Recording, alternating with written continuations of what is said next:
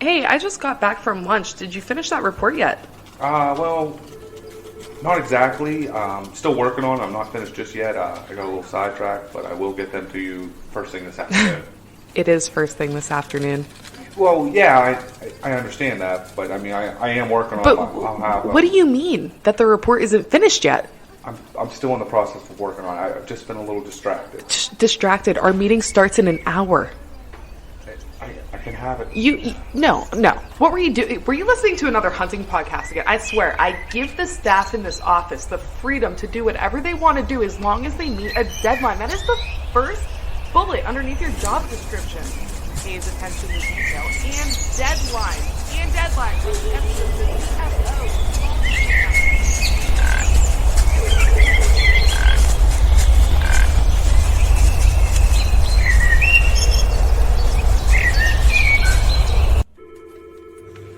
Dude, are you even listening to me right now? Welcome to episode 149 of the Whitetail Distraction Podcast. My name's Austin, and sitting on my porch is Chuck. What's up, buddy? What's going on, man? Nothing, man. Nice night out. It's a little breezy in here, huh? Yeah, chilly I got almost. the fan going. I was thinking that a second ago. I was like, I don't know if I should turn that off or not. Listen, man, I love it. It's finally kind of cooling off today. It's been so miserable. We haven't had any rain. It's been hot. It's not good weather for my food plot that I wanted to put in. Luckily, I did not drop the seed in yet because we were supposed to have all this rain this week and we're getting nothing. Get nothing, yeah. Yeah, you're right. It's kind of a tough time of year right now. I mean, some of the places I know, the corn and the crops are doing really well. We've had some rain, but trying to time this like mid-July, late July, early August kind of planning schedule, you want to hit the rain right. Definitely. You know? Yeah. And I'm glad I didn't get the seed in the ground the other day because I'm planned on doing it. Absolutely, man. Well, oh, fingers crossed we get something soon. I'm hoping, man, We for the need sake of my garden, too. Yeah, the garden needs it. Yeah. The wildlife needs it. But I will say that, you know, since putting some cameras up and putting some food out, we've had some absolute hammers on camera. So it's starting to, it seems like one of those years like we've had in the past. I don't remember if I think it was 2017 where a ton of big bucks died. Yeah. You know, a ton of them died. It just seems like this is going to be one of those years from all the people I'm seeing big deer coming in from that you'll see across PA a lot of big deer dying. I would agree, man. I think it's going to be one of those years that you just see some absolute slammers coming out of Pennsylvania. I would agree. I think 17 was the last year of the Goon, too. Yeah, man. Yeah, that was a big deer. 17 was a good year. There was a lot of big bucks, and then we kind of saw that again. What would that have been? 2021, I want to say it was. Was that when Joe shot his absolute mammoth of a buck? Yeah, it was. Like 2021-ish. Pretty sure. It was either then or it was a COVID year. I can't remember, but I feel like it was 21. It just seems like every so many years we get one of those years that are going to be special. Yeah, I would agree. And I'm hoping this is one of them. I hope this is like a Nostradamus moment for you. Yeah. I'm hoping for the listeners, for everyone, that you guys are on something. You have cameras up. You're at least keeping track of some big deer right now because they are growing crazy fast. Oh, definitely. We're watching deer in a week grow 15, 20 inches right now. It's like, man. holy, they're just blowing up. That reminds me, I need to get out. I'm super duper behind on everything, man. The only thing I've been doing is shoot my bow, but I got to get out, get some cameras up. I got to pull cameras that are still out in the woods. Yeah. Make sure they're good to go. If they're toast, I need to get some new ones, and I should probably get a couple new ones anyway, but that's a good reminder for me. Thank you. Yeah, I thought one of mine was dead, and I just got 2 pictures yesterday, so I was like, oh, not dead. Beautiful. Still alive. Still alive. But the other one's been dead since October, so that one needs to go. Yeah. I need to make a trip to the woods. That's fun. Problem is, this time of year is tough to be in the woods, man. Bugs, It is, man. skeeters. I'm in the heat all day at work, too, so I just, I get home from work, I don't want to be out in the heat. I mowed my grass the other night. It was like 95 degrees. I was, like, miserable. It's a tough time of year. It's the anticipation of season. It's hot. There's not a lot going on. You're kind of trying to just come up with reasons to stay out of the woods as well because you don't want to be putting that unnecessary pressure on your animals, but Definitely. at the same time, you got to do camera work. You have to do food work if you're doing supplemental feed or whatever you're doing, you know, plotting. It's a time of year where I feel like I'm behind and I need to get out there, but also I got to remind myself, like, hey, you can't be in there every other day or every week, like once a month. On the other plus side of things, the dry conditions, though, keeping scent down and everything might be a plus side to it. But yeah, I don't know what the dryness is going to do, but it's so far it seems like. I mean, as far as holding scent, you know, the rain holds it. It was kind of a misconception before where I always thought, you know, you wanted to get in there when it was going to be a gully washer and just wash that scent away, but that might not necessarily be true. That's a very good point, because if you ever hunted with dogs, or which I know you have, but as a listener, if you've ever dealt with dogs, you know, like these super hot, dry days is when they struggle the most with scent. Yeah. So you're right. I mean, Something to think about. There could be maybe. something there. Yeah, just saying. The only problem is usually when it's that hot, you're putting off a lot more sweat. You definitely are. Scent. Definitely. Yeah. Who knows? I might be wrong. There's a downside, but you're not leaving that ground scent. I That's think right, it's more what you're referring to, and that's a great point, Austin. Oh man, I could just see myself out there right now, just dripping sweat onto the ground, going, "Yeah, sure, no scent, huh?" You can thank me later. It's just a salt block. Oh man. So what else is new, man? What's Nothing, going on? man. Been shooting, which is fun. We got our Patreon shoot going on, which is pretty cool. The next, 11 weeks now? Yep, this is 11 weeks left. 11 weeks left, man. It's been good. It's been good. A lot of competition. A lot of crap talk. Oh yeah, it's been the most fun. active our group has been in the last 6 months. I look forward to it, though, man. It's yeah. been wild. There's a poll up right now for somebody to shoot, and yeah, it's been bananas. But on the other side of things, man, the people that keep us going have been cranking it out, man. Yes, absolutely. First and foremost, scree gear. I love my scree gear, especially this time of year. I was wearing my merino wool. I actually had a little application for some scree gear the other day. In my everyday life, I was wearing the merino wool face shield up while I was weed whacking the other day and doing some landscaping work because I was dealing with a lot of poison ivy. Yeah, oh yeah. And I didn't want that poison ivy to come, hit me in the face, and then you get poison ivy all over your neck and your face. And I had my face shield up. I was actually wearing that the other day while I was doing some landscaping work, and even though it was super hot, it's merino wool, man. It's so breathable. It was actually keeping me kind of cool. Yeah, it was the nicest part of what I was wearing. I had a long sleeve cotton based shirt on, and I was dying in it. Yeah. I ended up. The funny thing is, I ended up throwing that out, tearing that off, and throwing it off, and changing into a short sleeve shirt. And guess what? As soon as I did that, poison ivy all up my arms. Yeah, I was gonna ask about the poison ivy with you. I'm not in good shape right now. No man. bueno. No bueno. No bueno. I should not have messed around and rolled around in poison ivy because I'm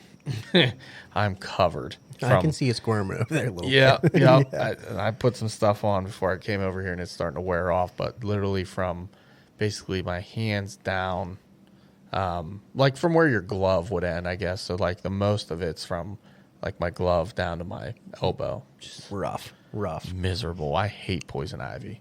On the other side of the spectrum, though, you're wearing a beautiful hat, and I can appreciate it. Nice little right. Scree hat going on. Guys, if you haven't heard of Scree, go check them out. If they don't have a sale going on, use code WDP20, get 20% off your first purchase. And that rolls us right into the baddest broadheads in the business. That's right. I was just looking at mine today. My VIP archery, my combat veterans. I was checking them out today as I was shooting a couple arrows, and I was getting in there for some field points. I saw them, and I'm playing with them in my hand, still razor sharp. I mean, those things are just mean broadheads, Man. I love them so much. 100% made in America, veteran-owned company, Matt and Cindy Feuderay. They are incredible people. Go check them out. Send them some love. Absolutely. Yeah. Definitely reach out and order some broadheads. I know they have decent inventory leading into season, so they should have no issue getting you outfitted with some broadheads. Awesome. Well, guess what? First off, we didn't even just realize this, but Dude, episode 150 is creeping in on us. That's kind of a milestone. I mean, that's kind of like, that's a number for me. You know, I don't know. Did you even realize, like, did it hit you? Not really. I wasn't even thinking about it. Right. That's what I, like, until you said 149, I was like, holy moly, our next episode is going to be 150, dude. Just keep chugging along. Just little by little. I love it. I'm a fan, man. So, sorry, I had to cut you off there because no, it was like, okay, I just man. had the realization of where we were and number-wise, like, we're there, man. We're almost there. It's a good thing, man. Yeah. Let's just keep cranking them out. That's right. Get to that big 200. So what do we got for 149? Because this is like... This is a different episode, man. It is. This is one we got invited on another podcast, the NonTypicals. Mm-hmm. If you guys listened back, 2 or 3 episodes ago when we had a call-in episode, our call-in guest is actually one of the members of the NonTypicals. Yeah. Very cool. This is just kind of one we're just going to do a little cross post. Get them a little bit more recognition. They're a newer podcast, guys. Go check them out, the NonTypicals. They're on Spotify. Give them a goog. Yeah. Check out their YouTube. That's where they mostly post their stuff. That's what they want to grow is their YouTube channel. Check them out on Instagram, the NonTypicals. Their YouTube is actually a really good, solid YouTube channel. I would agree. Following them for a year and a half before I even knew who they were and realizing that, like, some of the guys we've had on this podcast are with the Non-Typical group. Absolutely. Didn't know that. No. You know, and then I realized it. I'm like, oh, wow, that's actually pretty cool, putting 2 and 2 together. But, you know, yeah, they reached out to us and they had us on, and I thought the episode went fantastic. I thought it was a great episode, man. Good old PA boys. Yeah. I mean, These what's are not the to like guys about it? that deserve that little extra exposure. And if we can give that to them, by all means, I'm all in for it. They're good dudes. They're our kind of people. And they're young and they're just trying to get into it. Trying to grind, man. Yeah, they're just growing. But they're growing fast and you know, they're doing all the right things. So people that I would not mind supporting and giving the little extra exposure to. I would totally agree, my man. A little different style episode than what we have here, but there's nothing wrong with a little bit of diversity. Absolutely, yeah. Everybody can't do the same thing, or else what would be the point? Yeah. You would only have to listen to one podcast then. Yeah, that's true. Instead of multiple. You just listen to the same one over and over and over again. And those are the kind of podcasts anyways that I kind of stopped listening to. Yeah, I'm with you. Right. So go check those boys out, and hopefully you guys enjoy the episode.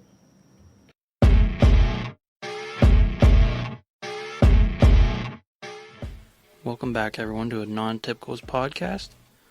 This week we're on episode 14 with the Whitetail Distraction Podcast. We kind of break down how their podcast started, we talk about some hunting stories, and then we get into some just general hunting discussions, and definitely one you don't want to miss, so tag along.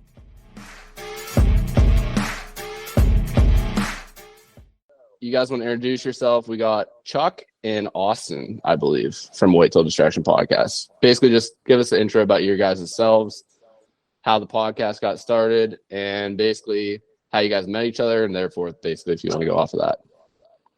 Sounds good, man. I guess I'll lead things off since I do most of the talking anyways. Sometimes. I'm just, that's who I am, I guess. But Charles Headland, Chuck, whatever you guys want to call me, is perfectly fine. But basically just been hunting my entire life. Hunting, fishing, camping, outdoors has always been, family thing with my family. I got, my dad, 3 brothers. We're all super into it, every one of us. So it was just natural for me to just kind of grow up in it. And then Austin here, we met through a mutual friend. And through that mutual friend, we became friends because we both hunted and we both liked the outdoors. And then Austin got me into podcasts. And I started listening to podcasts, and I just absolutely dove 100% in, like deep dive in. And then from there, it was all downhill. I mean, basically, I was thinking it. He said it. He was like, maybe we should start a podcast. And I don't even know if you were serious when you said that. Oh, I was 100% balls deep. Just making sure, because I was like, dude, I've been thinking that for like 6 weeks now. Like ever since I started listening to podcasts, why don't we do one? I mean, we have tons of stories and tons of things that we can talk about. So, that's kind of how the podcast became a thing, really, was just the two of us kind of chit-chatting about it. Definitely. Well, I'm Austin Schweitzer. Yeah, I mean, we both just kind of met, just sort of how Chuck said. I mean, we had a little bit of a mutual. His dad knows my dad. We didn't know that until we started hanging out, like way down the line, and cousins and uncles and everybody getting involved. And we were like, oh, wow, it was pretty wild, to be honest. But I grew up hunting in Pennsylvania. It's kind of like everybody else. Like gun season was the big tradition thing. And, got in hunting and fishing with my grandfather. I mean, he was my role model through everything. He hunted big game his entire life, Kodiak, Alaska, shooting brown bears and big elk and everything. I looked up to him so much. It was absolutely wild. He was a cool dude. But that's what got me into it, man. I love bow hunting and I love podcasting, and yeah, that's me. Yeah. All right. So I think I heard on your podcast, you guys are on like year 5. Yeah. We decided to do this in 2018. It was just on a whim. That's crazy, man. I mean, to do it for 5 years, and you guys seem pretty consistent. You try to put episodes out very frequently. I don't know what you try to schedule, like once a week or something like that, pretty close. But that's very impressive to keep it going for that long. Yeah, to be honest, I was thinking about it today, actually. We have 148 episodes that we just recorded, 148, and it doesn't compare to maybe some of the numbers of the guys that are putting out 2 a week and whatnot that started, after us around the same time. But I'm super proud of the consistency that we've had. We had a couple hiatuses, I'll call it, when, Austin was having kids. It was very, very busy time of the year. And obviously he put that first, and I would have done the same. I mean, that's just a time in your life that you're never going to get back when you have real young kids, and you really got to be there. You got to be present. You got to help out. And that's what he was doing. And for a little bit there, I picked up the slack when I needed to. And, Austin has picked up the slack. He basically carried the burden of most of the podcast, to be honest, with the editing and everything. And then, I just wanted to learn and try to help him as much as possible. Totally, man. Totally. Yeah, we had a little hiatus. If we were more consistent and we didn't have those years where everything, I would at least think we would be a lot higher on the episode count. But I'm with you, man. I'm proud of what we got going on, and we've had some really great guests and met a lot of great people, and it's been an experience, to say the least. Yeah, I mean, we basically have, if you think every week for 3 years, we have that amount of podcast in a time frame of 5 years. Yeah. Sometimes we're bi-weekly. If something happens, we've had some technical difficulties. Podcasting is not as easy as everyone makes it out to be or thinks it is. Trying to stay consistent with hunting season and everything else that's going on. It's tough to do it weekly, but that is our goal, and that's what we strive for. Every once in a while we might miss a week when life gets busy, but dude, we were trying to get, this thing continue going stronger than ever, to be honest. Definitely. And I would say so too. Realistically, the consistency thing, I mean, it came and it went, but at the same time, I don't even know where I was going with that. I think you were going to say that there's a lot of podcasts that started and haven't made it this far. I mean, yes, I wasn't quite going that way, but regardless. Congratulations on number 14, guys. I think they say, you got to make it to 6, and then once you hit 7. You told me 9. It might have been 9. Back in the day when we started this, you told me if you make it past 9, you're officially a podcast, and you can make it from there. Most podcasts fail after 9, so yep. Congratulations, guys. That is a feat. Thanks. Yeah, and same to you. I mean, you're 10 times as many as we are, and we're kind of similar. We had a pretty big hiatus from like last turkey season the whole way till like 3 weeks ago. So everyone's changing jobs or starting families, just the same stuff you guys were going through. It catches up, and then the podcast was kind of like afterthought, honestly. Yeah, definitely. I remember where I was going with it. The consistency thing. This isn't like the podcast for us. It's not something we're trying to get rich off of or become like famous or anything. It's just a hobby. So that kind of goes into the consistency thing too. Like we try and stay as consistent as we can, but like Chuck says, if it's hunting season and we want to hunt, we're gonna hunt. Yeah, we're gonna hunt. If we're hot on a big buck, or we're right there and we need to get out because the weather's perfect or it's the rut, we're gonna get out. And, definitely. And to be honest, I mean, that time frame is it kind of to our detriment, because that's when everybody wants to listen to podcasts. I know. That's the best time frame is hunting season. That's when everybody wants to hear them. But making time for it, you have to sacrifice somewhere. Yeah, I mean, 5 years for you guys, that is crazy. I know we're on 14, and like Moss said, we have a hard enough time getting together doing 14, let alone 148 for 5 years straight. And I mean, we've only been in it, half a year realistically, maybe a year. So, I mean, 5 years definitely an accomplishment in itself right there. Yeah, we appreciate that. You know, it's tough when you have multiple people involved too, because like you said, everyone has their own schedules. You know, the easiest way to do it, the best advice I can give you is, you know, try to make a schedule, try to schedule people out in advance, and then whoever can make it can make it. If it's 1-on-1 or if it's 3-on-1, you know, whatever you can do just to keep things rolling. You know, I help out with the Outcast podcast as well, and it's kind of the same there. You know, we're up and down and all over the place, but it's never always the same people. It's whoever can make it, and that's kind of how you have to be, you know. But it's tough because you want to enjoy it with your buddies. You know, I didn't want to record without Austin because it's not the same podcast when there's not, you know, the two of us. Definitely. So different vibes. I feel like that's the big thing with us, like with Moss, aka Corey, we call him Moss.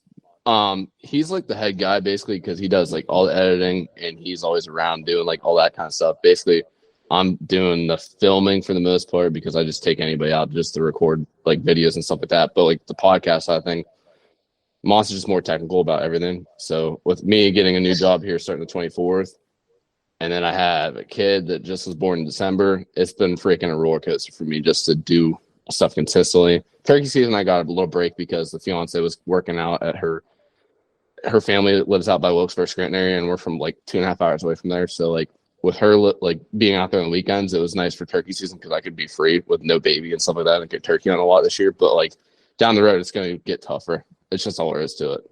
I know it's going to happen. Definitely. I would say so too. We try and keep it to like, I would say when we first started getting consistent, we kept it to like Wednesday nights. Mm-hmm. We were like, every Wednesday night we're going to record. And if it's not Wednesday, it's like Thursday. Yeah. Which kind of puts you in like that time crunch to get editing if we're putting it out Friday because we drop Fridays. But if you're moving forward and you dig it, find like that one day and try and stick to it. It makes it a little bit easier. Yeah. And if you can get a week out, like the week that you record, you post it the following week. So, you know, you double up or triple up in a week to get ahead. Backlog. Boy, that backlog is just so crucial. On weeks that something comes up, you can just drop an episode you already recorded. I mean, you know, if you guys find like a week where you can all get together and just hammer out 2 or 3 a night, I mean, you could really build that backlog up and then you can, you know, live a little stress free. But it is tough. Now, have you guys had anybody like kind of like chomping at the bit for you guys to get their episode out? That was like a big question we always had. Yes. Yeah. Couple. Yeah. Not too many. Most people are just kind of curious when it's coming out, but I think we've had 2 or 3 that were like, is it going to be out this week? Is it going to be out this week? And it's like, no, you're 3 back. Like, right.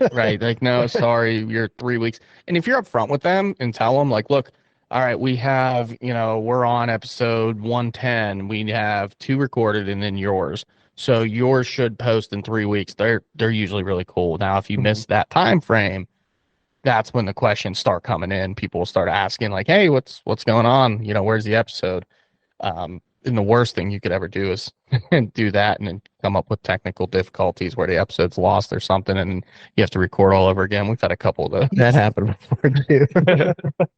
That's not as bad as mine. I lost all of our hunting film from last October and before. No. It was terrible. Bad. And I was really backlogging them. Like, yeah, we used last deer season for this upcoming one, and I lost it all. It was terrible. Oh, Man, bummer. That hurts. Did you get any like an external hard drive or anything that you can just throw it on immediately now? Yeah, well, it was all on an external hard drive. Like, I knew all of the horrible stories that people tell, and then I ended up dropping it off my desk. Oh. So it was done.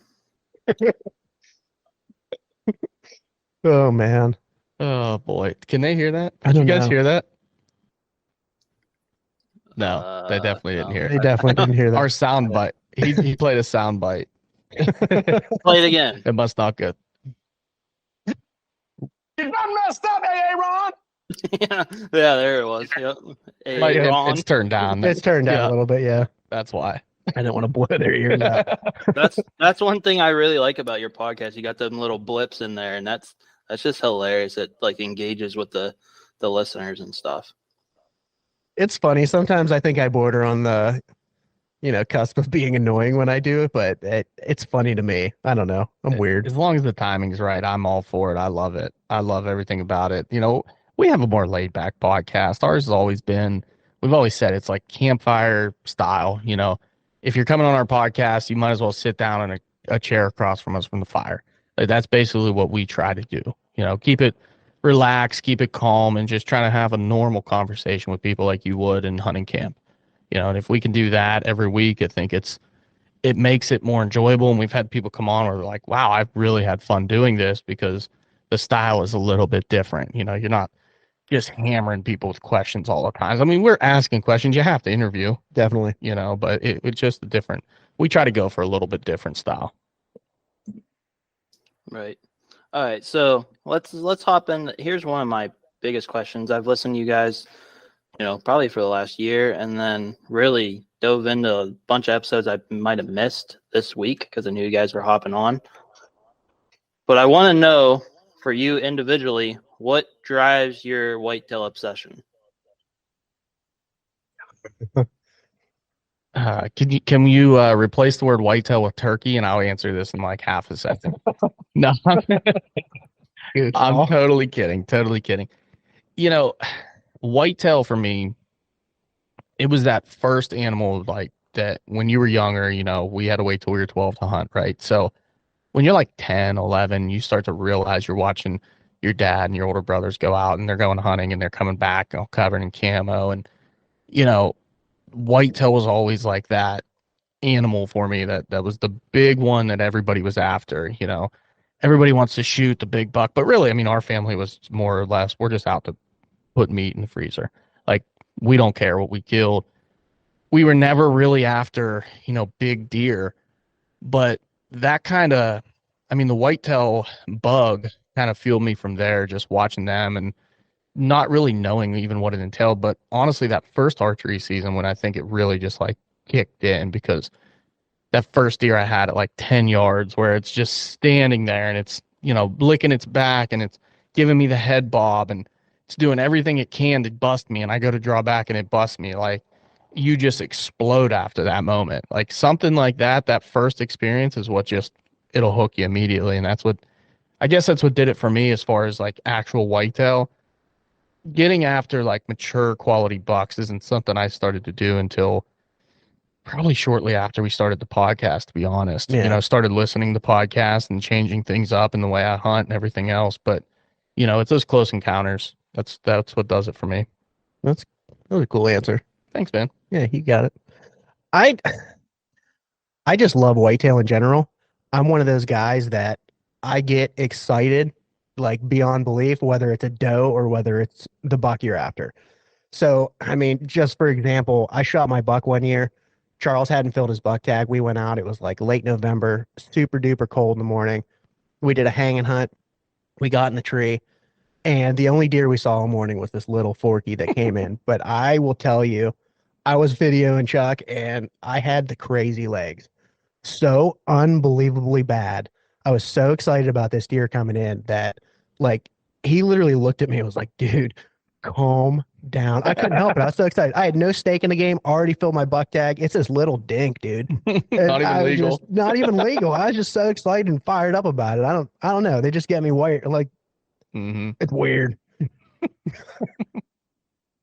I feel like we could go across the board with that question, even Moss. So, like, whenever you guys were saying that, I'd say for me personally, we're different compared to you guys because we started with the Mentor Youth Program. So I was technically, I think 10 or 11 years old when I shot my first deer ever. And I think it was just a 5-point with my grandpa in rifle season. But my first archery buck, I was 11 years old. And I probably won't forget that till like the day I die. It was the year that Primo's brought out that Snort Wheeze call that they came out with, the buck roar or whatever. And I was with my mom, and with her recently passing away 3 years ago, I'll always remember this for the rest of my life. So with that situation, we're sitting there and she's like, there's like a spike and a 6-point like 300 yards away in a cut cornfield, and we are in a double man tree stand at the time being, and I had a dart and storm. I could remember it to the day I die. And I had this crappy cut on contact, freaking Carbon Express broadheads. And I freaking snort wheeze at these deer at like 250, man. And the scrubbiest bucks ever. You wouldn't think they'd come in, but they started sprinting into this snort wheeze. And it came into 30 yards. I pulled back and I shot it and smoked it and went about 50 yards and died. So like that was what it got me addicted to the whole deer side of things, with the whitetail side of things. But with like what Chuck was saying, I prefer turkey better than I do deer. And that could be a whole nother rabbit hole to talk about. Yeah, well, I won't bring us into the turkey rabbit hole. We're too close to deer season now. There you go. I won't do that to you guys. By the way, I still use that same call. I just had to replace that little like reed stopper in it like 4 million times, but I use that same call today. I've called so many deer in with that. I mean, I don't use the snort wheeze. I do that with just my mouth, but the grunt on that thing is just like, it's mean. Dude, it works so well. Same one, man. Mm-hmm. It's funny that you say that stopper, because literally last year, the best hunt that I had all year, I went to grunt at a buck, nothing. Yeah. I was just blown through. Yeah. I couldn't figure it out. Did it freeze up or was it that ring? No, that little plug fell out that actually like little wedges your reed. Yeah. I ended up breaking a branch off a tree and whittling it with my knife, and I shoved it in there, and then I grunted the rest of the day with it. But I think it's still in there. I didn't replace it. Yeah, I've had mine freeze on some really nice deer in Ohio. Man, that is the worst feeling in the You're world. blowing so hard, and then all of a sudden you just. Yeah. I am interested though to hear from the other two, Eric and Moss, to see what kind of got you guys hooked as well. Yeah, I mean, I can go. So like Cody said, I was in the Mentor Youth Program. I think I started hunting at like 10. I missed a deer every year when I was 10, 11, and 12. I didn't shoot my first buck until I was 13 with a rifle, and it was a spike. And from there, I mean, just kind of got hooked on it. And I'm like, yeah, and that was rifle hunting. And then 13, I finally was able to pull back 35 pounds to hunt archery. And I missed 2 bucks that year with my bow for the first year. And I finally shot a doe. And from there, like, it was just hooked from there. And like, I mean, I watched my dad, my uncle, my grandpa. Really, my uncle was a big archery one. He got me into archery. Crossbows weren't really a thing. So he's like, you got to pull back 35 pounds. And I'm part of an archery league in the winter. So like all winter long, we just would go up there and shoot and shoot and shoot. So I could just build my muscles the whole way up so I could hunt archery that year. And my grandpa was rifle. He was like big, like you, Austin, I think you said your grandpa. Yeah, he did it all. He's been to Iowa a bunch of times, killed some studs in Iowa. Like I was real young then. I'm like, I want to be like him. I want to shoot giants. And it just like got the itch, and now it hasn't gone away yet. My man, that's awesome. That's awesome. Did archery get you more hooked or more addicted than rifle did? Was it a totally different experience for you? Yes, 100%. I don't even hunt rifle now, really. I mean, I do because we'll get together and we'll do drives and stuff. Like if I don't have a buck tag, I'm like, I'm still walking. I don't care. Like if I don't shoot one in archery, I just kind of chalk it up as not shooting a buck for the year. It's addicting. It's like a drug that you just can't get off of, that you want to do consistently. And rifle, like I've kind of lost the touch. Like I enjoy it because I'm always together with a group of guys, close friends and family and stuff. But like hunting wise, I'd rather be in a tree stand with my bow than anything. Yeah, couldn't agree more, man. Totally. I think every year I say it, if I can fill every tag with my bow, I'd be perfectly fine with it. But over probably the last 4 or 5 years, just the camaraderie of camp, and it's kind of brought my interest in rifle season back, bringing new groups of friends in and hunting with new people and taking my nephew out. I mean, that's all stuff that I can do with a rifle that I can't really do with a bow, as easily or as effective. So it's been fun, but it's a totally different world. So I'm glad to hear that wasn't, much different for you guys as it was for us, it seems like. Definitely. And then for me, I I just really like how it's like you can be as adaptable as you want in the whitetail hunting realm. Like you can go mobile, you can go, ladder stand, stuff like that. And I really like it's literally like a game of chess. Like you can get involved as much as you want, you can strategize as much as you want, but you don't have to go. Like if there's a day that you're like, you know what, I'm brain dead, I'm just gonna go pick a spot.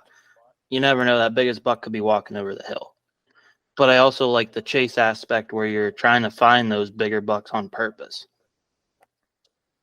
I totally agree with that. I like that approach to it too. I mean, you have to be adaptable. It's not to say that you can't go sit the same stand every day and shoot a good one, because you absolutely can. You can shoot 1 million deer in a season doing that.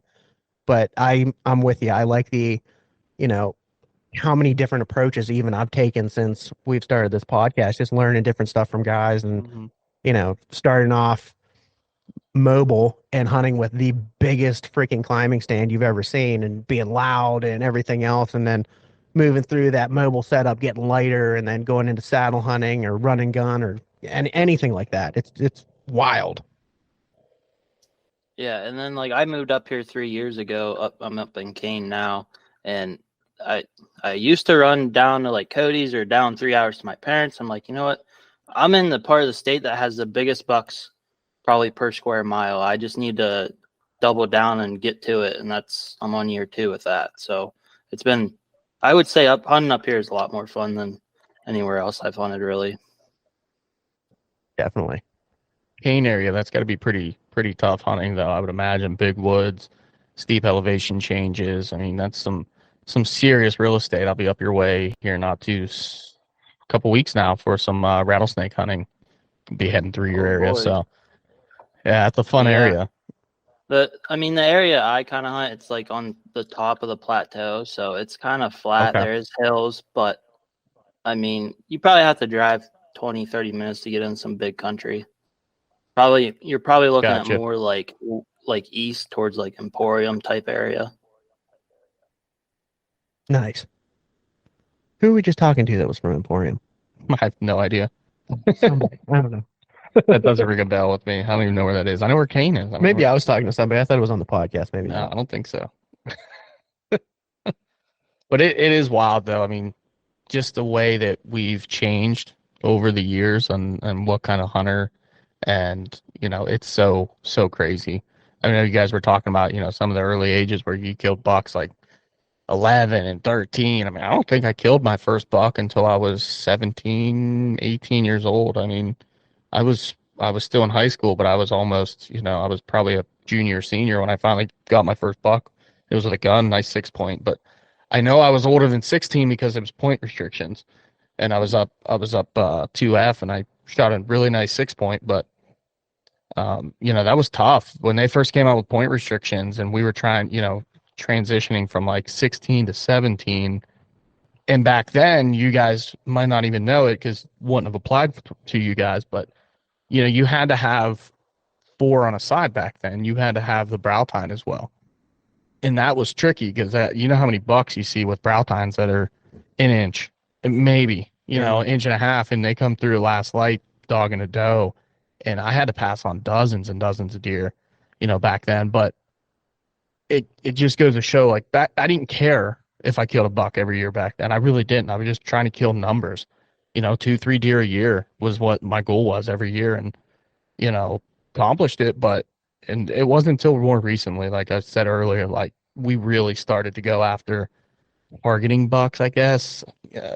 More mature bucks, just in general. Yeah. Targeting, yeah, kind of, but getting into like a more aggressive approach and really trying to get on like that next caliber animal. Mm-hmm. So you guys, from what I understand, you guys go out of state quite a bit, whether it's deer hunting or I think you guys go out of state a little bit for turkey, don't you? Definitely. More Chuck than me, but yeah. I kind of stick to West Virginia for the out of state turkey. Mm-hmm. Yeah, I've been doing a lot more traveling lately, last few years. We've always tried to do one out of state trip for deer, my family and I. We used to go to Illinois. That was my dad's spot for like 13, 14 years straight. He went to Illinois every year and chased absolute giants. And then EHD hit out there so bad that of course, my first year out there was like the big EHD years. I think it was 2012. It was right after college. They got hammered. Yeah, got absolutely crushed, but we all three had opportunities at really nice deer. I actually shot a really nice buck, probably a 125, 130 class buck, and somebody had found it before we recovered it and cut the head off. So that was fun. That would have been my first ever archery buck, and somebody, cut the head off of it. But my dad's buddy he did get one that year, and after that, I think we took a year off, went to Ohio, and then went back to Illinois, and it just wasn't the same. So we've been bouncing around a little bit, but Ohio seems to be every year for deer. Now turkey, that's a totally different animal. I've been all over the place for turkey. I hunted 5 states this year. Yeah, 5 states this year. I don't know what I'll do next year. Probably another 5 or 6. It just depends. Since we weren't going to talk about turkey, what's your goal for turkey? I don't want to, but I'm just curious. Are you going for your 51 state? I mean, the 50 states, or 49. It's 49 chasing 49. Mm-hmm. Yeah. I think I've heard some people talk about it, and they've put it well. Like, I'm not going after 49, but I'm going to continue to hit different states and cross them off my list one at another. I'm more going after the experience of the traveling and trying to get on birds in short periods of time and seeing new places, and going out west this year, like South Dakota, experiencing that. And the difference between that and going down south to Florida, those are like 2 different worlds, completely 2 different worlds. And it's just been so much fun. I completed my Grand Slam this year, and it's just been, now there really isn't, there was never pressure, but it's more or less just trying to knock a couple new ones off every year. If I can get 2 or 3 new ones every year, I'd be perfectly fine with that. I know some people say 49 by the time they're 49. That seems like a reasonable goal, I guess. I'd say that's reasonable. Yeah. Gives me some time. Yeah, definitely. I don't really have a turkey goal, to be honest with you. I don't have the bug quite as bad as Chuck does. I'm more into whitetails, but I don't know. I've hunted a couple of states out of state for turkey. I like hunting them. It's a blast when I'm there, but it's not something I like. Charles is absolutely thoroughly bit by the bug. He's obsessed with killing birds. That's his thing, but not for me. Not so much. I more so want to go shoot a mule deer or something. Yeah. That's the same for me. I could give 2 shits less about turkeys. Deer's where it's at, I have no problem shooting a Jake every first opening day. I have no problem doing that. There you go. That's exactly how I am. I'll see myself out. I'll pound a Jake first morning, last day, doesn't matter. We did do a travel out of state. I know they did, Moss and Cody did one this year, but I went, what was it? Was it 2 years ago, Cody? 3 years ago? 2 or 3 years ago. We went down to Tennessee. It was the first out of state trip we ever did. It was fun. I think that really piqued my turkey interest, but like Moss said, I could care less. I'd rather go chase, whitetails in a different state. Austin, like you said, muleys, elk's my dream hunt, chasing them in the rut with a bow out west somewhere. Yeah. Yeah. I just anything with a bow. I want to go kill a bunch of animals archery. I don't want to do it with a rifle. I'm with you. I'm kind of on the fence about that. I love killing stuff with my bow 100%. I'd like to maybe dip my toes into the Western game, maybe with a gun, but at the same time, I want to take the bow. I do, but if I'm spending that much money on a tag, especially the first time out, I think I want to take a gun and reach out and poke something. Yeah. It's tough, man. Yeah, turkey's totally different for me. If it's a Jake and if I accidentally shoot a power Jake on accident for a mature bird, it is what it is.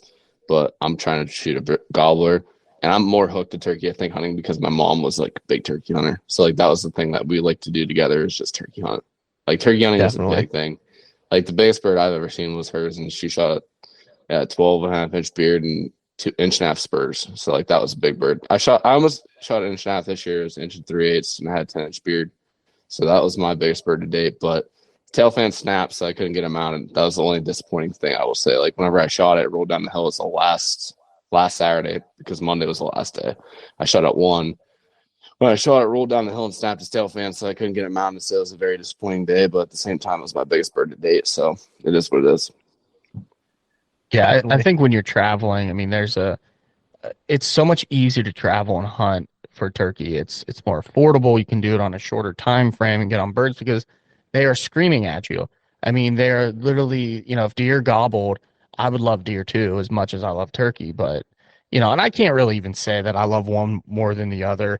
When it's turkey season, yeah, absolutely. I could care less about deer. But right now, like I'm getting pretty gung-ho. We got some really nice deer on camera, and, it's getting very exciting. It's starting to remind me why I still hunt whitetails as hard as I do and as much as I do because I love it just as much. But, I want it all too. I want to do elk hunting and I want to do antelope and all these other things. It's just to try to save the money and the time, when you go out west like that is such an investment to go for a 10-day hunt and try to get those days off of work. And usually, to be completely honest, I'm spent all my days by turkey season. Yeah, definitely. Turkey season just happens to come first, and it's just a lot easier. But, I definitely have goals and aspirations to hunt elk, like you're saying, man, in the rut with a bow. I think that I'm afraid it'll, hook me as much as turkeys do because that could be very addicting as well. And then now you got a $5,000 trip every year. It's a big turkey, man. Yeah. But, They say turkey hunting is comparable to elk hunting. They say it's about the same kind of concept I heard. So that's what scares me. If I go do that, I'm going to be screwed.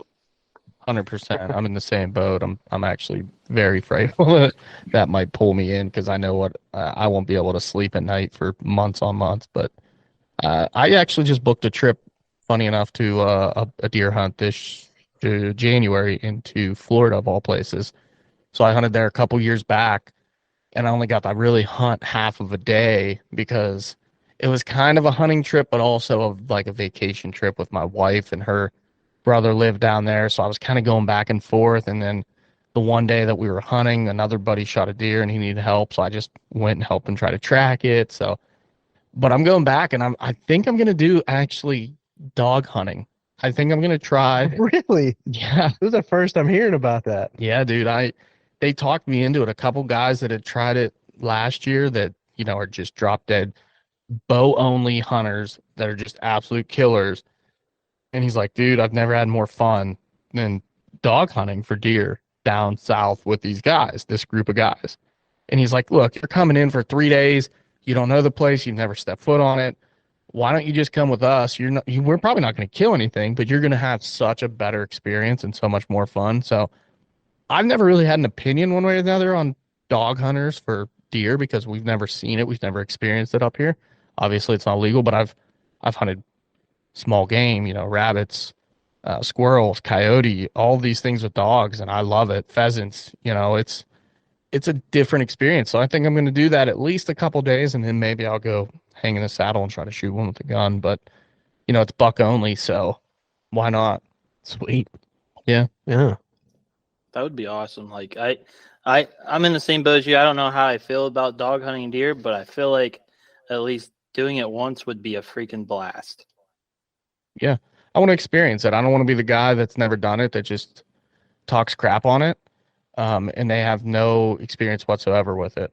I can do that with fly fishing because, I have bad experiences with fly fishermen. But when it comes to dog hunting, I've never had that. So I'm actually looking forward to it. It's making the trip more exciting for me. And I'm sure we'll do Ohio again this year. We might do Missouri over Ohio. I don't know. Every year we're kind of in the boat where, do we really want to go back to Ohio, or do we want to try Illinois again? Do we want to go to Missouri?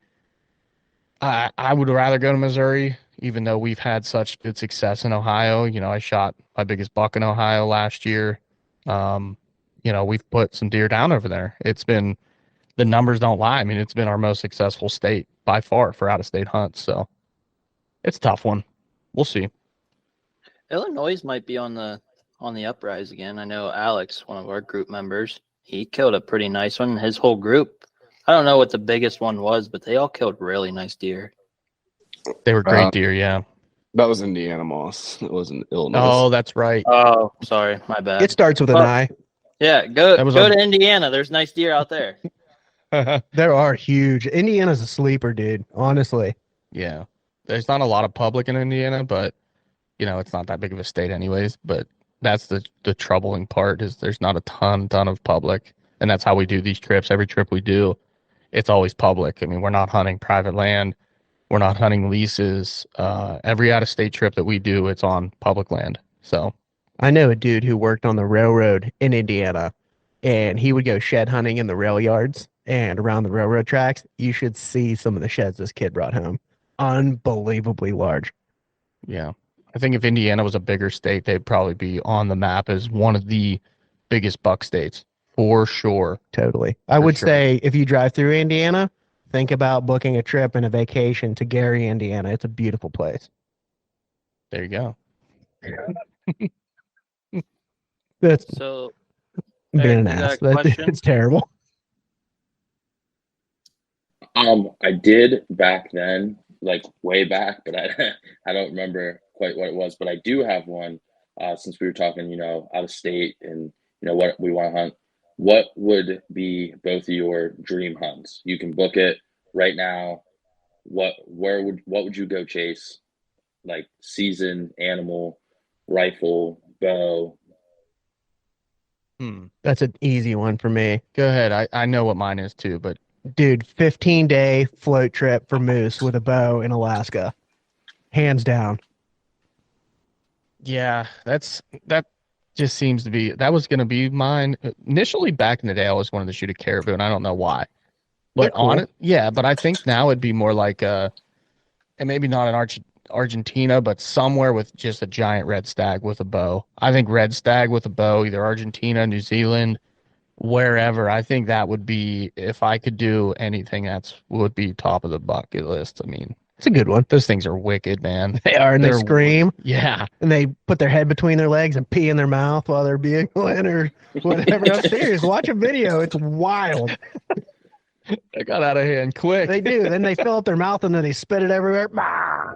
Just, it's weird. Yeah, I want to change my answer. 'Cause now I'm intimidated. Watch a video, dude. I'm serious. Jeez. Yeah, they don't show that part on videos, I guess, that I watch. What about you guys? You guys got one on top of your head? I'll go He's first. dying laughing right now. Yeah. I don't know. Whitetail deer, dude. It's just if a dream hunt of mine would be, I guess my end goal overall for whitetails is a Boone and Crockett on film. But if I was talking an exotic species or something that's not a whitetail, it'd be Sika deer and Delmarva. Ooh, seek a deer. That's on my list right now. That'd be fun. And that's like affordable hunt too. Definitely. And Yeah. like little turkey, man. Yeah, that is a weird. It's like a mini elk. It is, but that's a weird like dream hunt because, like you said, it is kind of it's obtainable, it's reachable, but at the same time, that thing's got like you're going backwards in antlers for that little guy. No, but it's tough, man. I That's know, a tough hunt. Normally, everybody that you ask, they go bigger and badder than what they have, right? Yeah, yeah. That's a unique, and I like the answer. It's just I don't know the type of terrain that they're in those marshlands, and like you guys said, it's practically a mini stag, and just the vocals that they do, and they just I don't know, they're the guinea pig of freaking deer. I freaking want to blast one in the face. Yeah, dude, the marsh ghosts. Do you know what a muntjac is? I don't think Look so. up a muntjac. The real little guys. They're tiny, tiny little deer, man. They might They're be like this big. they might be 30 pounds. Are they the ones with the little tusk? Yeah, they got little tusks basically. They're sweet, man. They're supposedly phenomenal eating. Well, look how small they are. Yeah, Yeah. it's like Yeah, a I'd 12 shoot inch one of those. walleye. I don't know. I think it would be cool to get like every subspecies of deer too. Oh, totally. Yeah. Something For like sure. that. Nothing like it'd be awesome to go out in the Yukon or go hunt Kodiak brown bear, but I'm more of a realistic type person. That's probably never gonna happen for me. So shooting small. You know, the Powerball's pretty high right now. Yeah, I played that a couple times. They only just take my money. Yeah, me too. Yeah, it's not the way to get to one of them hunts. Scratch offs. They'll get you there. What about you other guys? What do you got for a dream hunt? So mine, I would say elk or mule deer, but I mean, out west, really, if you saved your money, could be pretty affordable. I think mine would be going to the Kodiak and chasing grizzly bear with a bow only. Yeah. Hell yeah, Like, dude. that would be to get up close and personal with one of those things, and they're giants. It would be a thrill, like just an adrenaline rush like no other. Yeah, you're asking for a heart attack for sure. After this podcast, I have a picture of my grandfather's Kodiak brown bear that he shot on Kodiak Island. I'll send it over to your Instagram. It's pretty wild. Yeah, Didn't shoot it with a bow, but still cool. So actually, my boss and his brother, my boss shot a grizzly. Not, it wasn't a grizzly. It was somewhere. I don't know if it was a Kodiak or somewhere, Alaska, somewhere over. It was a brown bear, and he's like, I just was at his house, and he's like, yeah, my brother's makes it look small, and we were at a party at his brother's then, and he had to dedicate an entire room for it, like his definitely book worthy. Like, it's ginormous. It's insane. Wow. That's incredible. What about you, Cody? Screw that brown bear hunt with your bow because I don't want to die. First of all, I'd like to be on ground at least 30 yards away from one. Honestly, I want to relive my mom's dreams, which would be I want to go on a elk rut hunt with the bow and shoot elk just for her sake. Honestly, that would be probably the biggest thing for me. I really want to shoot a bull elk with a bow too, but with I just kind of want to do that for her because she couldn't do it. So basically that's what I want to do. It's different. I feel you on that, man. Yeah, that's good. That's a good answer too. Yeah, elk's definitely up there for me too. I mean, that's probably top 3, to be honest. But one that's crept up kind of, and it's not exactly a species, but a trip to Africa would be incredible. It would be absolutely incredible. I think that'd be so cool. You get to shoot all kinds of animals, and I'm not even talking like the crazy species, just all their deer species. I would just love to pile up the horns out there. It'd be so much fun, man. Cape buffalo with an atlatl. It is. It's super reasonable too. I don't think I'd atlatl. I'd like to get efficient with it first, but we'll see. I need to check one thing on my phone real quick. Keep going, guys. It's cheap too. It's cheap to go to Africa. I know that for a fact because I was surprised how cheap, honestly. Yeah, honestly, you're basically paying for your flight for the most part, and then everything else is pretty much cheap over there because they want them dead for the most part, and they get enough clientele to have people go over there and shoot all their stuff for them. And then you can't bring back the meat. I got told, but it is what it is. I don't care. Can you bring back the racks or the hides anymore? I know it was banned for a while. I wasn't sure if Trump took that out of he allowed it to start happening again. I don't know if he can though. You can definitely get them back. Yeah. So what it is, though, they have to do the taxidermy there. So they have to either pan the hides or do the full mount in Africa before they can send them over. And the problem is where most people get hung up is the regulations to get them into our country from out of country. And this is, not much different even for Mexico. We were talking to somebody about what trouble they went just getting their animal back from Mexico. It was unbelievable. I mean, they said if it had more than 2 ticks on the hide, they would just throw it to the side. But the problem in Africa is most of those places, they'll do the taxidermy and they have to clear customs. So they'll sit for 6 to 8 months in a crate in a warehouse in Africa heat. And eventually a bug will get in and it could destroy your so it's a big risk, but you can definitely get it back. It's just to go through the right outfitter that's going to fight for you and really push it would be an ideal situation if you really want to go over and get all of your animals back. Yeah, you'll never catch me going out of the country other than to Canada to go hunt. I think Africa would be fun. I think that'd be just an unbelievable experience type hunt. That would be one that I don't even care if I kill or anything. It would just be. I'd go to Mexico for coos. Oh, for sure. Oh yeah, for sure. Coos would be fun. Yeah, Actually, that was almost on the list once or twice. Yeah, that would be definitely one for me. But the Africa thing, I could care less to bring it back over. I just want to freaking kill some crap. definitely. It would be wild though. We were just talking to somebody last night on the podcast, Charmaine, and she's going over in August. Yeah. I would love to shoot a kudu. Mm-hmm. I think that would be really cool. That's the kind of the only one that I have like a tremendous interest in, but I don't know if I would actually go to Africa or not. I think I would go, and it probably would be easiest. I know you guys were talking about like getting the skull mount version, and rather than doing like a shoulder mount, just because it'd be a lot easier to get it through customs that way.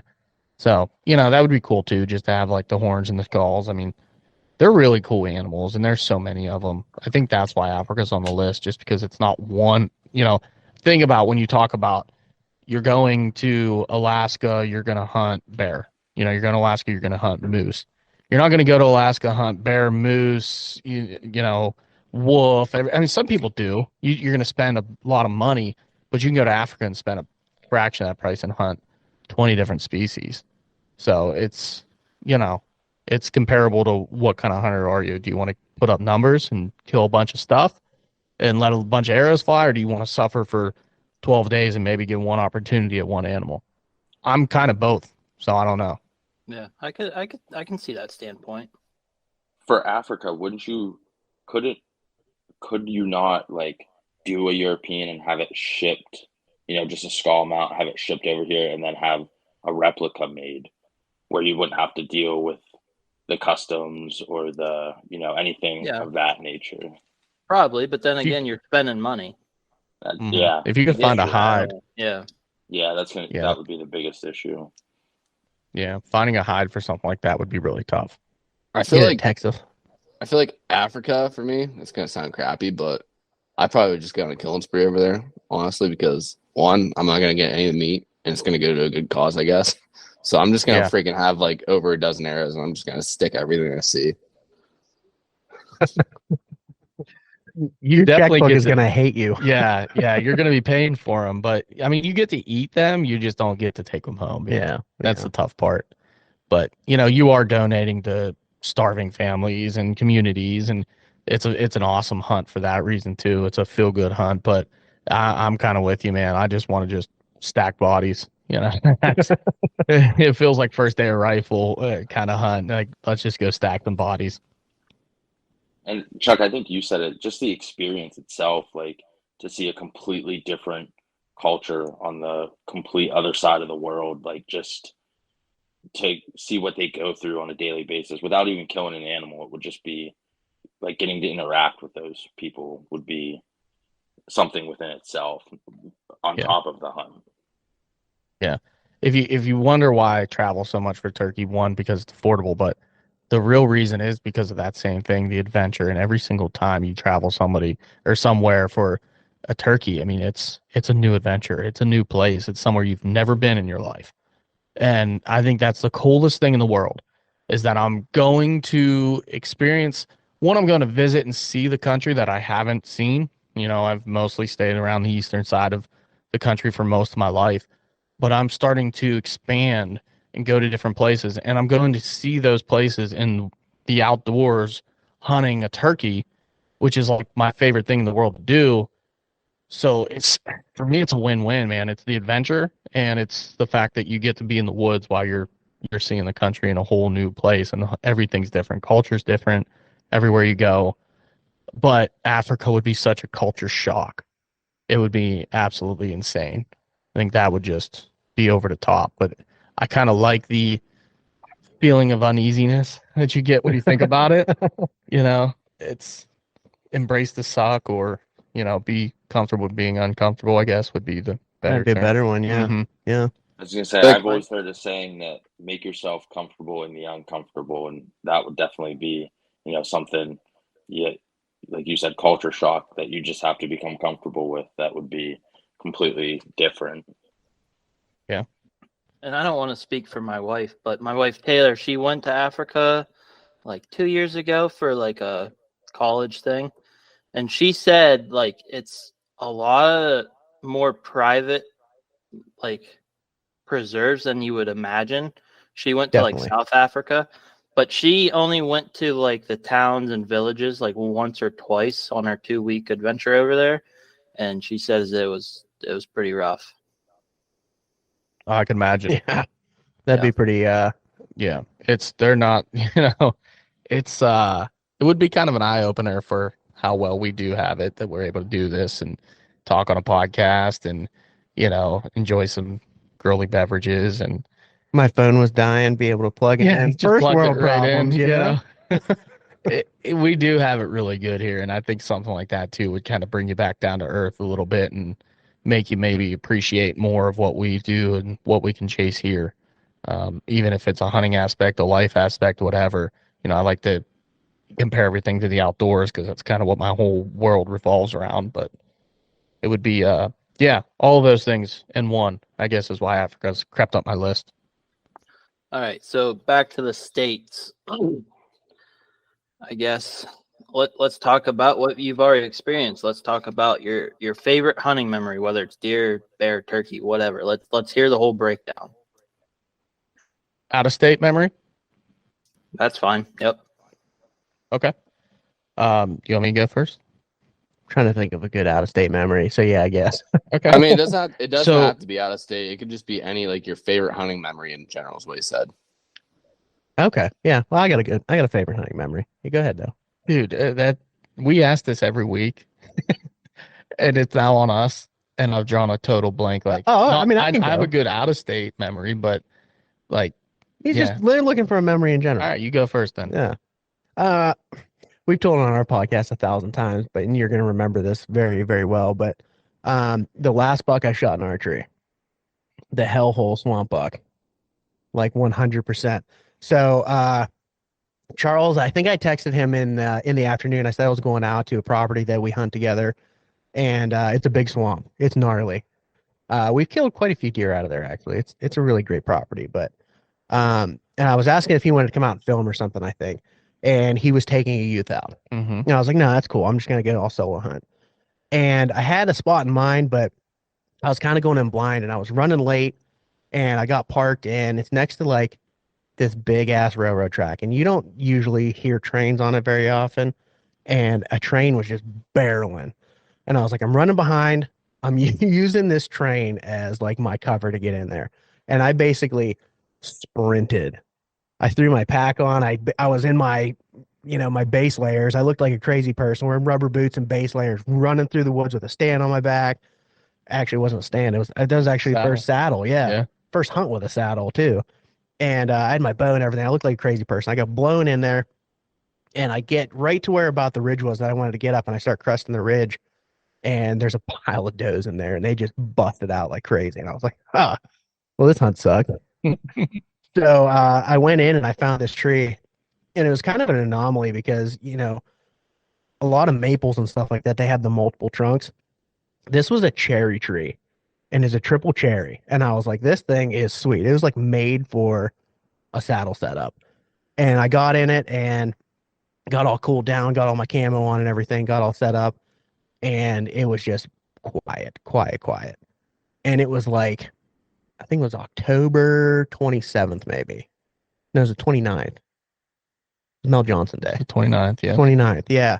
And I was like, I'm just gonna go for it. I blew these does out. I'm just gonna hunt a little bit aggressive in the stand. And I started rattling. I started banging horns, just beating the bricks off of them. And it was kind of chill after that too. And I started doing a little bit of blind grunting. And I pulled out that buck roar, and I hit it a couple times, and it was like a light switch hit. And this buck, I hear this crash. He jumped this huge ditch. He must have just been cruising this ridge line, and he's on a beeline straight for my tree. And I wasn't prepared for it or anything. I didn't have my bow in my hand, nothing. And it happened so fast. He was literally get my bow up, and he's underneath me basically. And this is the first time hunting out of a saddle. I'd played around with it a few times, and I was basically shooting straight down on this deer, and got an arrow in him. I thought it was a good shot, and it turned out okay, but he took off. I mean, like a bat out of hell, and just crashed. And I was like, I think he crashed. Awesome. So I'm shaking like a leaf. I call him. He's like, "Oh man, I'm just kind of getting out of the woods. I don't have a flashlight or anything." And we were in an area with another buddy of ours. I was like, "Call him up. See if you can get a flashlight. See if he wants to come, whatever." And all of them ended up coming. Him, his wife, his brand new baby. His wife was carrying a baby in a baby carrier, and we just started tracking this deer, man. And it was all of a sudden, right off the bat, just absolute ridiculous blood. I attribute that to the veteran. It was the regular veteran, the OG veteran. It was, yeah. It was a bloodbath, man. It was Freddy Krueger blood, man. And we were looking, and he literally, this tree had fallen, and it was all the top. So it was this huge area of limbs, and he literally ran through it like somebody ran through like a drywall, just straight through it. And that was the crash that I heard. And that's not where he ended up. Nope. We started tracking him into the swamp, and we came up to a very large stream, and his tracks and his blood led right into the stream. And we were like, "Oh man, we're shining lights on the other side, not seeing anything. Didn't see where he came out or anything." And it was getting late. And our buddy was like, "Man, I got the baby. If it wasn't for, them, I would literally swim across this right now with you." And I was like, "All right." We all backed out, and Charles was like, "What do you want to do?" And I was like, "I really want to get to that other side and see if we can find some blood." And we went way out around. We crashed through all this stuff. It was gnarly. It was all red brush, and it was basically a wall that we had to get through, and we're just picking this piece apart, looking for anything. We found a spot of blood. I mean, a pinprick of blood. And we were like, all right, so he definitely crossed. We start going, and we were finding pinprick. Charles is out ahead of me with hydrogen peroxide spraying on all these leaves, just trying to find any bit of blood. And it was actually working because it foams up. And we're going through, and it's getting gnarly again. And we peek around this corner, and he died right in his bed. Like this absolute buck nest. There were huge rubs everywhere, beds all over the place. It was just like this picture perfect finding this buck, and it was absolutely epic. We get him all, dressed up and everything, and Charles's flashlight dies. So we have his cell phone light. His cell phone has like 10% battery, and we have my headlamp. I had left my cell phone in the truck. OnX isn't working, so we can't figure out which way we need to go. No lights, basically. My headlamp's dying, and we're just like, dude, we're knee deep in mud. Oh, it's miserable. Dragging this deer. I shot it at like 6:30. Push come to shove, this whole excursion getting this deer out, it was like 2 a.m. when we got back to the truck. It was bananas, dude. But it was probably the most memorable hunt. I mean, in general. Yeah, I won't forget it. No. Yeah, you'll never forget that. That sounds like a blast, though. It was wild, man. Some of the best insane. nights are running through the woods tracking a deer until 2 a.m. Yeah. Yeah, especially when he's on the other end of it. I remember getting into that area, and we were just both looking at each other like, oh my God, look, there's a rub there. Like, dude, this is like a buck nest. Like, if there's a buck in here, this is his bedding ground. And we come around, and he's like laying down in his bed right up against this tree, like with swamp grass over top of him. All we could see was like his back end. And he come around the corner, and there he was, dead. It was so cool, man. But getting him out of there, that was interesting. I give you props though, because the normal person would have gave up as soon as they got the pinpoint, like the pin dropped bloods. Honestly, you don't know how many deer get lost in Pennsylvania, especially because there's so many more hunters in most states. That as soon as they got the pin drop of blood, they would have been like, "Oh, screw it, this deer's gonna make it. He's fine." Mm-hmm. If there's anything I pride myself in, it's definitely deer tracking. Me and my younger brother, we have the nickname the Beagles. Yep. From a long time of really good blood tracking, which is perfect into my story because probably my favorite hunting memory ever. It doesn't involve me shooting anything. It was actually a hunt my dad and I were on, and we were up in this way back in this corner of the property. You can't get any farther back in on this private piece that we hunt. And we're in there, and these are the radio days. This is pre-cell phone. So we got our little radios. I'm set up in a ladder stand down from him. He's probably 80 to 100 yards up from me. He shoots this buck. And the first he thinks he missed it. He can't find any blood, whatever. He calls me on the radio, hey, I shot at this buck. So we get down, I go over, we start finding blood. We start tracking this deer, just him and I. And we track it around the entire hillside. And we are going through some of the nastiest stuff you could ever imagine. And we're following very little blood. And we're not sure where he hit this deer. I mean, there's not much blood on the arrow. Nothing's really like, there's no telltale sign of what he did. So we finally decide, all right, we're in a very thick area. Deer could bed down over here. Let's go ahead and back out. We'll come back in the morning. This is where it becomes my favorite hunting story, because in the morning we come back with my younger brother Joe, my older brother Russ. Actually, John might have been there too, my other brother, and then my dad and my cousin Bill, he passed away in 2011. So this was like an all hands on, we're gonna go find your buck. So it's me and my younger brother in the front. We're the Beagles. We're on the blood. Everybody else is kind of going off on their own, trying to look for bodies, whatnot. We come across this road bed, and we can't figure it out. We have no idea where this deer went. He hit this gravel road.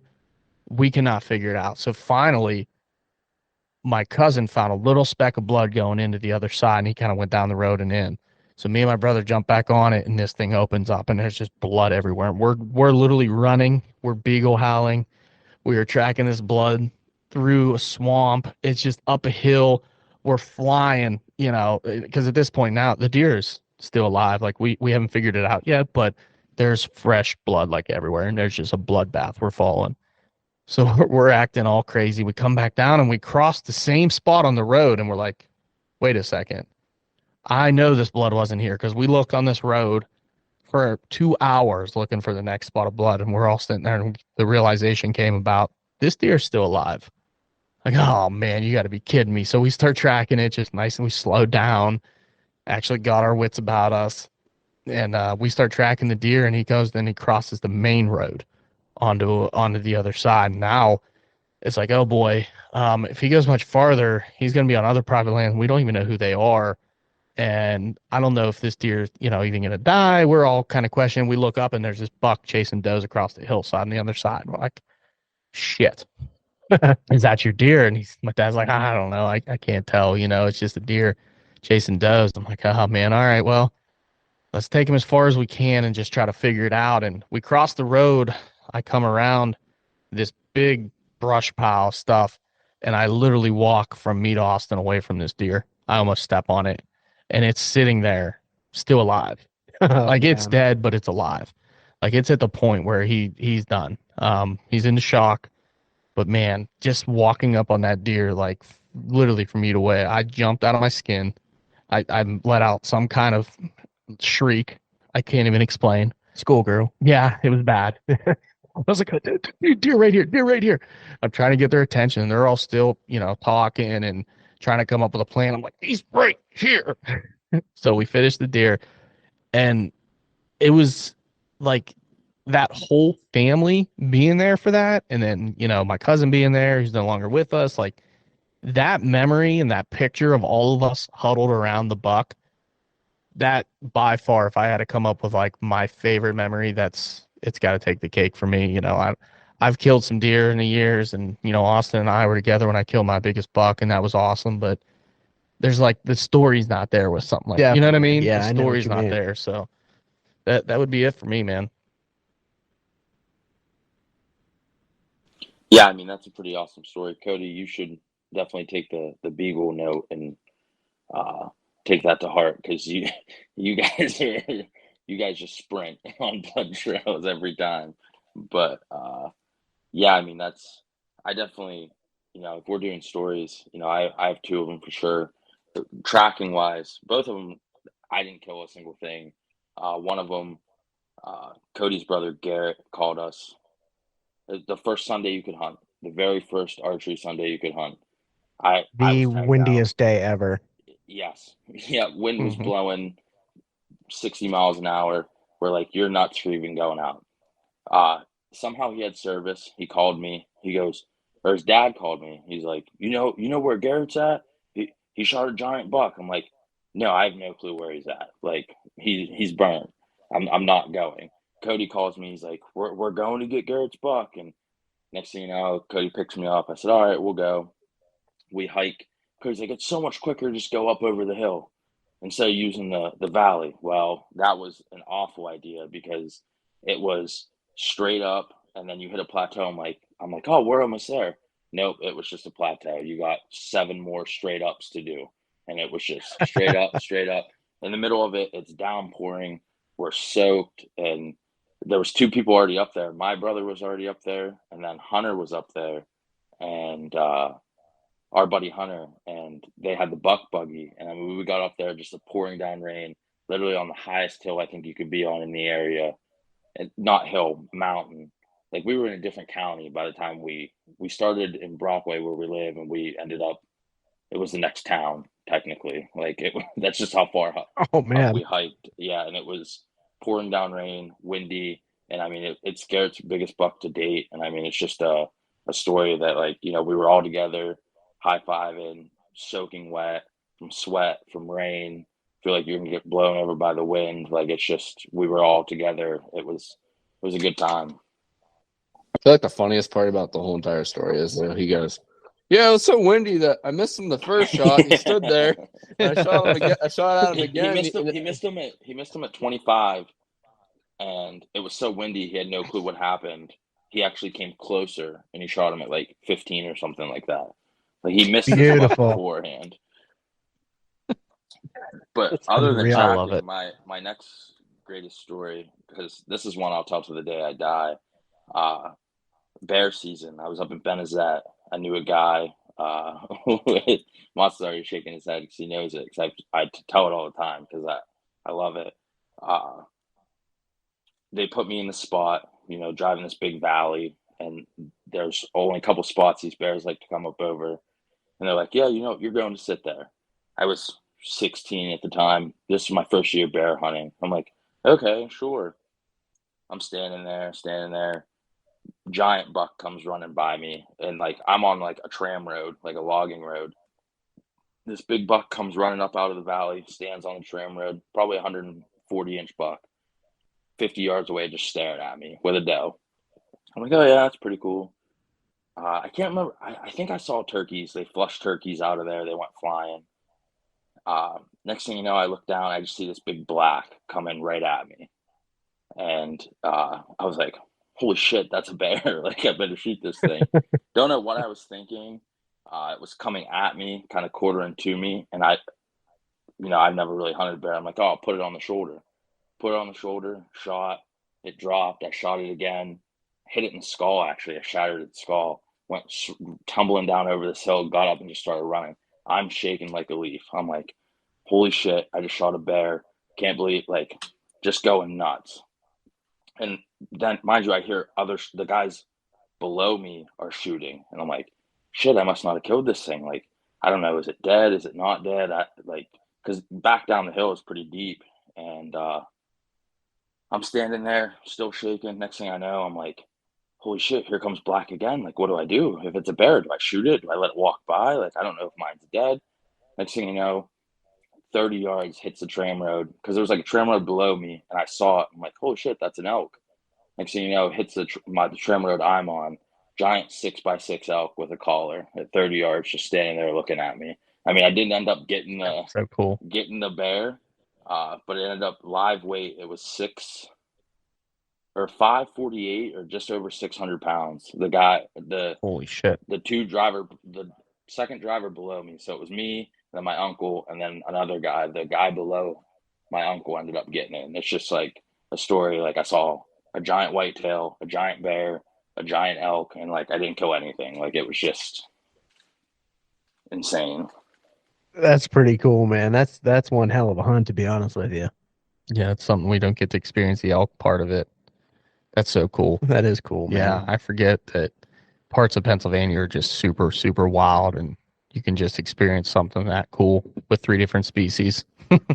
That's awesome, man. That's a hell of a bear, too. Holy smokes. Yeah, that's a giant bear. It was a giant. All right, fellas, so we're pretty good on time.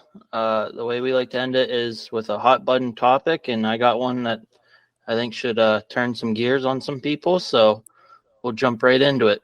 My question is, does money buy you a bigger deer? My answer would be absolutely yes. Money can buy you a bigger deer. I think that there are people out there that are very famous in this industry because they do have the opportunity and the money spent to make very, very large whitetail. Whether it's on your own property and you're managing it, putting all kinds of money and time and effort into your own property, or showing up at a place, putting 10 grand down. I want your biggest buck on your property and hunting a, not a high fence, but, a guided hunt in Illinois or Iowa if you have the tag or whatnot. So I would say yes. I'm going to go completely against you and say absolutely not. I know that's kind of a weird answer there, but I would say no matter how much money you spend, whether it's, putting money into gear, putting money into a property, buying the hunt might be a little bit different of a scenario, but let's say you even just spend a pile of money and you buy a farm in Iowa. Get down to brass tacks, your woodsmanship is what's going to put a big deer in front of you and actually get it killed. Hands down across the board, because it doesn't matter how much money you spend. If you aren't in the right tree at the right time, you're not going to get it done. I'll go next, and I'm going to say it's yes and no. And I'm going to agree with what Chuck was saying. I'm going to agree with Austin saying, but I'll go why I say Austin. Austin's right because some Joe Schmo with a freaking pack of Marble Reds in Pennsylvania is going to shoot a 190-inch deer, and we're not even going to know about it because we have high-power rifles. Now, what Chuck was saying also, I'm going to go with yes with that too, because consistently you can kill a bigger deer if you're like, prime example, Lee Lukoski and Mark Drury and those kind of people. So that's the way I look at it in this situation, in this topic. All right, I guess I'll go next. I was waiting for Moss to go. I'm right down the middle. I mean, I agree with everything that's been said. I mean, you can throw money down. Like you said, go throw 10, 20 grand down and say, give me the biggest buck on the property. But Austin, you're 100% right. I mean, if you don't, you can go buy a huge chunk of land in Iowa. Doesn't mean you're going to kill a giant buck. I mean, you still got to put in the work. You got to scout. You have to, if you're going to do food plots or corn or whatever you're going to do, like you still have to put in all that work and still be in the right place at the right time. It's not a guarantee just because you bought 150 acres in Iowa. So I'm kind of right down the middle in the topic. Now, I agree with Chuck. Money buys you bigger deer. Now, it comes down to that last 5%. Can you kill that deer? Mm-hmm. You can put all the money into food plots, redneck blinds, all this stuff, you're spending. If you look at Juries or Lukowski's, they're spending, I guarantee, close to $1 million on all their properties every year just for deer. But it's that last 5%. Can you kill it? I think money buys you opportunities at bigger bucks. That's what I'll leave it at. I dig it. That was fun. Yeah. I also don't disagree with any of you guys. Middle of the road answer is kind of I don't want to say it's the safe answer, but it kind of is, because at the same sense, like Charles said, you can go and be like, I want to shoot your biggest buck, and they'll probably put you in front of it. Yeah. Right. It's definitely possible, but yeah, from a more practical standpoint of it. Yeah. This whole thing was tough for me because it was kind of like speak your mind and then let everyone else talk without like rebutting. That was tough, man. I really like that a lot, actually. But I agree. I mean, there's going to be the people that show up to certain farms that have never been hunted. They have deer that are so big they've never seen a person that you could stand up there and do jumping jacks in your tree and still kill, a 190, 200, whatever they have. But then there's other scenarios where the guys like you mentioned, Lukowski's and Drury's and some of these other dudes, they put a lot of time and effort into their property and a lot of money, and they're growing bigger deer. They're actually basically manufacturing bigger deer, but that takes money. I mean, regardless, that takes money, and they do kill a lot of them too. I mean, they kill a lot of giant deer. So, I don't know. And I used to work in the industry quite a bit. I work for AccuForge, but it just blows my mind the type of marketing there is for like products in the industry. It's like, oh, buy my product, you'll kill bigger deer. Like, you'd think we'd be out of that age right now, but I still see it all the time, and it just, like, it really annoys me. I agree. I agree too. Definitely, man. It is. It's definitely annoying to see stuff like that. I mean, I went in to buy some supplemental food just the other day, and there's 9 different bags on there that all tell you that you're going to get the biggest deer ever if you buy theirs. Yeah. 9 of them, Yeah. and Great they all say the same thing. Yeah. Yep. So Yep. So I think we're definitely more than good on this podcast. If we want to wrap it up, I don't want to take up your whole night. Yeah, I mean, Yeah, I think we're good. We appreciate you guys for coming on. Yeah. Go ahead and give yourself, definitely give yourself the plug. Where can we find you guys on socials, your podcast, everything like that? First and foremost, I appreciate you guys thinking of us and asking us to come on. That's awesome. It's an honor, man. yeah, definitely honored, and we appreciate it, and had a great time as well. It was a lot of fun. Yeah. Yeah, you can find us on. Go ahead, keep going. I was just going to say it's an honor for us. I appreciate it, man. You can find us on social media anywhere at the Whitetail Distraction Podcast. You can find us anywhere podcasts are found, the Whitetail Distraction Podcast, and yeah, hit us up. We'll talk to anybody. Yeah,